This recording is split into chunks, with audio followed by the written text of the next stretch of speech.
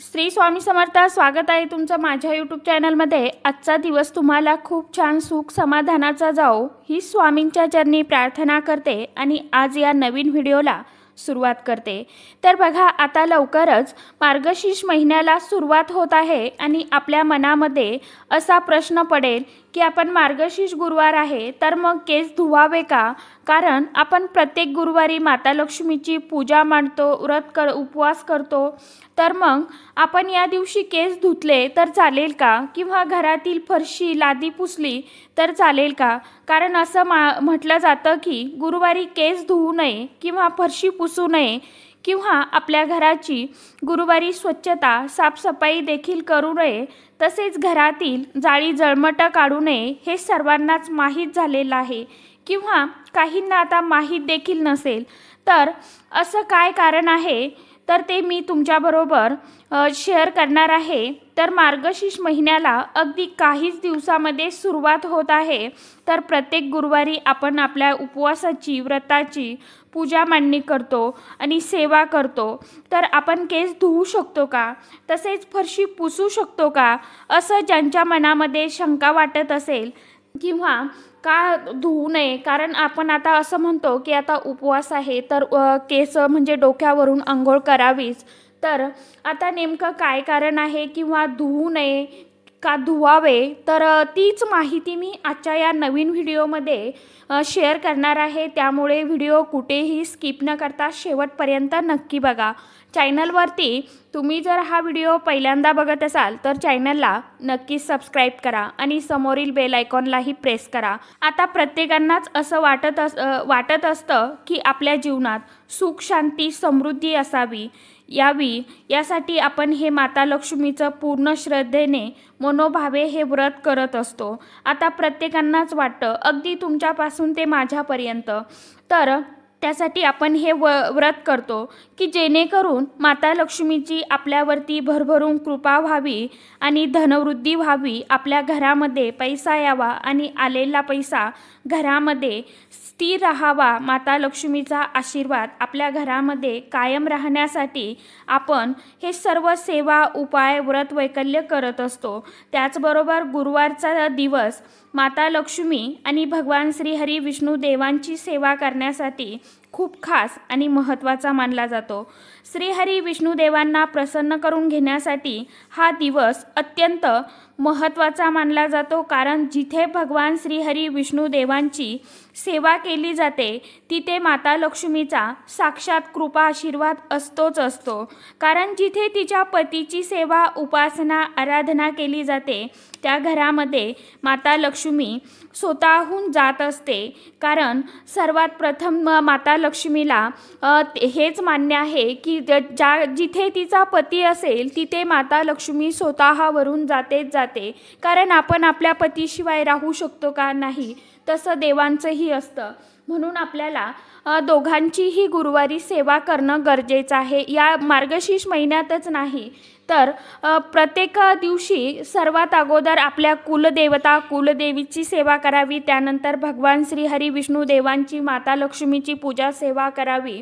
म्हणून दोघांचीही सेवा करणं गरजेचं आहे। तर बघा, येत्या 2 डिसेंबर 2024 पासून मार्गशीर्ष महिन्याला सुरुवात होत आहे आणि पहिला मार्गशीर्ष गुरुवार हा 5 डिसेंबरला आलेला आहे आणि यावर्षी एकूण 4 मार्गशीर्ष गुरुवार येत आहे आणि चौथ्या गुरुवारी उद्यापन करायचं आहे। तर 26 डिसेंबरला चौथा गुरुवार आहे।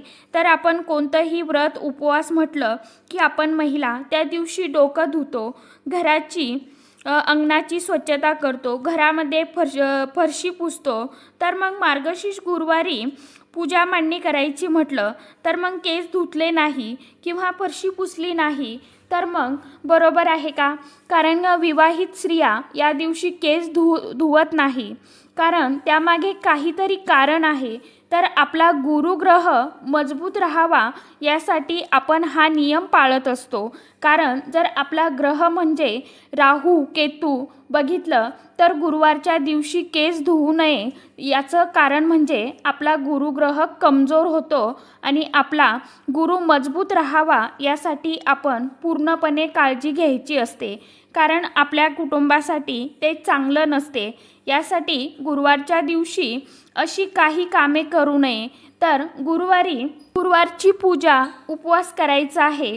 तर मग केस केव्हा धुवावे, तर मग आपण बुधवारलाच सकाळी केस धुवून घ्यायचे आहे। पण आता काही तुम्हाला जर अडचण असेल, जसं की तुमचा पिरियड असेल आणि तुम्हाला जर 5वा दिवस येत असेल, 4था दिवस येत असेल, आता 4थ्या दिवशी तर पूजा आपण मांडू शकत नाही, परंतु आता आपल्याला केस तर धुवावेच लागणार आहे। तर मग त्यासाठी देखील मी तुम्हाला उपाय सांगणार आहे। किंवा आता ज्यांना आवडतच नसेल की आता समजा केस धुवावेच लागणार आहे किंवा धुणंच आहे, ज्यांना असं वाटत नसेल की आता केस नाही धुतले तर मला समजा आता दिवसभर फ्रेश वाटत नाही किंवा उपवास आहे आणि मग तसं कसं राहावं, आता मागे मला एक कमेंट आली होती। तर मग तुम्ही आता काय करायचं आहे तोही उपाय मी तुमच्याबरोबर शेअर करणारच आहे व्हिडिओमध्ये। तर तुम्हाला शक्यतो बुधवारीच केस धुवून घ्यायचे आहे आणि गुरुवारी केस धुवायचे नाही।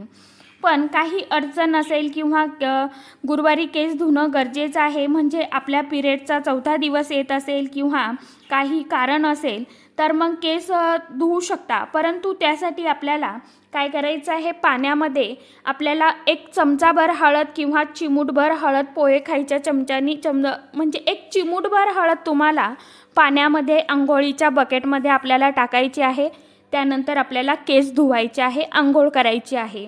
ज्यांना आता धुणं गरजेचेच आहे त्यांच्यासाठी, आणि ज्यांचा आता गुरुवारी जर 4था दिवस येत असेल तर त्यांनी काय करायचं आहे, अंघोळीच्या अगोदर आपल्याला थोडंसं कच्चं दूध आपल्या डोक्याला, केसांना लावून घ्यायचं आहे आणि त्यानंतर आपल्याला डोक्यावरून अंघोळ करायची आहे, आपलं डोकं धुवायचं आहे, केस तुम्ही धुवू शकता।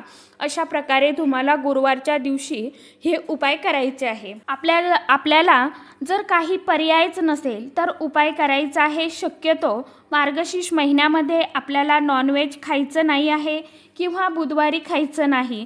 आता आपल्याला संपूर्ण मार्गशीर्ष महिना होईपर्यंत 1 महिनाभर आपल्याला नॉनव्हेजचं पूर्णपणे कटाक्षाने ते आपल्याला वर्ज्य करायचं आहे, आपल्या घरामध्ये खायचं नाही। आता परंतु ज्या घरामध्ये बुधवारी खाल्लंच जातं, आता त्यांना केस गुरुवारी धुवावेच लागणार आहे, फरशी पुसावीच लागणार आहे। तर मग अशांनी काय करायचं, तर मग आता गुरुवारी आपल्याला फरशी पुसायची आहे, तर मग त्या पाण्यामध्ये आपल्याला थोडी हळद घालायची आहे पाण्यामध्ये आणि त्याने फरशी आपल्याला पुसायची आहे। किंवा अंघोळीच्या पाण्यामध्येही आपल्याला अंघोळ करताना त्या पाण्यामध्ये चिमूटभर हळद घालून आपल्याला अंघोळ करायची आहे किंवा डोक्यावरनं पाणी तुम्ही घेऊ शकता। शक्यतो आपल्याला पूर्ण मार्गशीर्ष महिना होईपर्यंत घरामध्ये अंडी, मांस, मच्छी हे आपल्याला करायचं नाही। आता ज्या घरामध्ये केल्या जातं त्या घरामध्ये त्यांना एक विनंती करेन की बुधवारी तरी किमान आपण हे खायचं नाही, कारण बुधवारी आपण खाल्लं नाही समजा रात्री तर मग आपल्याला गुरुवारी केस धुण्याची गरजच पडत नाही। किंवा आता जर तुम्ही समजा आता धुवणारच असाल तर मग तो उपाय तुम्ही हळदीचा करू शकता। आणि आपल्याला एक आवर्जून सांगेल की आपल्याला बुधवारी ब्रह्मचर्याचं पालन करायचं आहे, बुधवार आणि गुरुवारला, म्हणजे त्यावेळीही आपण जर हे 2 दिवस पाळले तर आपल्याला गुरुवारी केस धुवायचं काम पडत नाही। आणि शक्यतो मी तर म्हणेन की ते 2 दिवस आपण ब्रह्मचर्याचं पालन करावं, त्यामुळे आपल्याला सेवेचं फळ मिळतं, आपला उपवास हा आपल्याला घडतो। नाहीतर मग आपल्याला आपल्या सेवेचं किंवा उपवासाचं काहीही फळ मिळत नाही। आता त्यामागे बरंच आहे, तुम्ही थोडं समजून घ्या। तर अशा प्रकारे तुम्हाला हे काही नियम पाळून समजा आपल्याला गुरुवारच्या दिवशी पूजा वगैरे व्रत करायचे आहे। आता त्याचबरोबर आपल्याला अंगणामध्ये आपण जेव्हा सकाळी हळद टाकून आपल्याला पाण्याचा सडा शिंपडायचा आहे, उंबरठ्याला हळदीचं लेपन करायचं आहे, उंबरठ्याचं पूजन करायचं आहे, उंबऱ्यावरती आपल्याला तेलाचा किंवा तुपाचा दिवा आवर्जून गुरुवारी लावायचा आहे। यामुळे माता लक्ष्मी आपल्या घराकडे आकर्षित होते, माता लक्ष्मी प्रसन्न होते आणि हळद ही भगवान श्रीहरी विष्णू देवांना माता लक्ष्मीला प्रसन्न करून घेण्यासाठी अतिशय खास शुभ मानली जाते, महत्त्वाची मानली जाते। अशा प्रकारे तुम्ही छोट्या छोट्या नियमांचं पालन करून तुम्ही आपली गुरुवारची सेवा, पूजा, व्रत, उपवास करू शकता। तर आजच्या व्हिडिओमध्ये इतकीच माहिती होती। कशी वाटली नक्की सांगा। व्हिडिओ आवडला तर चॅनलला लाईक, शेअर, सबस्क्राईब जरूर करा। परत भेटूया नवीन माहितीसोबत, नवीन व्हिडिओसोबत। तोपर्यंत सर्व माझ्या यूट्यूब परिवाराला श्री स्वामी समर्थ।